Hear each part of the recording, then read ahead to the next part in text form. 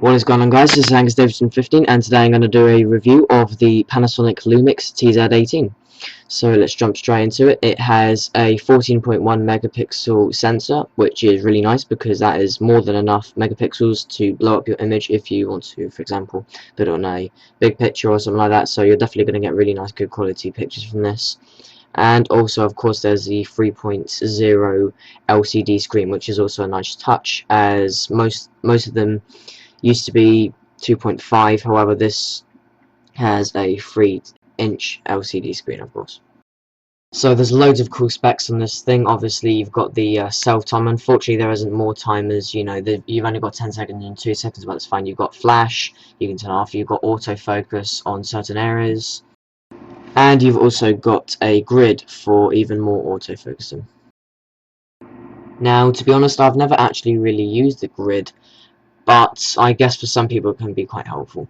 So obviously on the screen you can tell that you have a lot of options. So you've got the burst mode off and on, you've got the color mode, and also before it showed the megapixel range, so you can go from 0.3 megapixels all the way up to the full 14.1 megapixels, which is a nice touch because in case you haven't got any memory on your SanDisk card, you can move down or change the megapixel resolution, and I think that's quite a nice touch.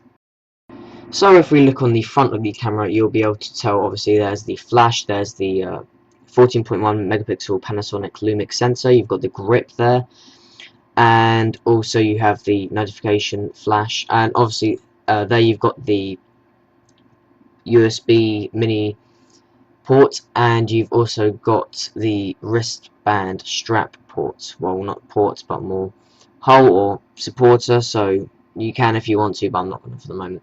And obviously on the back you've got the power button, you've got the 3.0 LCD screen on the side, you've got absolutely nothing on the bottom, you've got the tripod port, you've got the open ports which allows you to access the battery, and of course there's also the SanDisk card as well, which is quite nice to open because most of them have internal memory, so you can upgrade this. I believe it supports 32 gigabytes, so there's no problem if you want to upgrade your SanDisk card. So in my opinion, I would definitely say it's a really nice looking camera, and as you can tell by the box, you know, it's a bit sad, but I quite like having a look at the box because, you know, I can package it and I can keep it safe. You know, some boxes are really crappy for protecting it, and I've actually had some products that have just been completely destroyed in the packaging.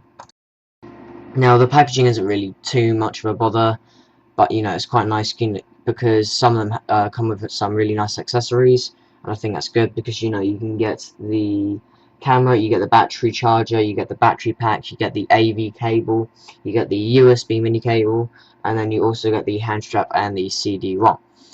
But to be honest, I don't really like CDs because it takes absolutely ages to load, and I think it would just be more helpful if it was just a download. But you know, it's also quite nice that you can physically put it into your computer and you can load your camera straight up from there, so that's quite a nice touch as well.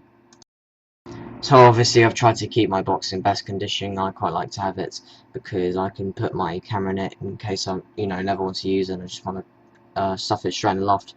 But you know, that's just my opinion. So obviously also on the front you can tell by all the features, you've got the autofocus, the LCD screen and stuff like that.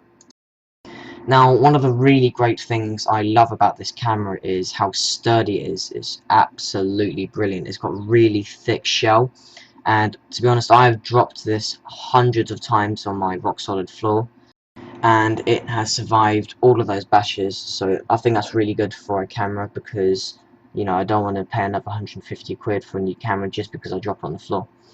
Now about the flash, I probably would say it's good enough. I mean, for me, I never really used flash that much. It's obviously helpful because it can improve your image quality and stabilization, but it's pretty good, you know. It's just a standard LED flash, so you're not going to have too much of a problem if you're shooting in dark. It's definitely going to do the job. But I wouldn't really recommend it. If you're using it for flash, I probably would recommend having an extension, but it's definitely good enough. Now, also one of the really crazy things about this camera is all the features. So you've got all these different crazy features I've never actually really used or heard of.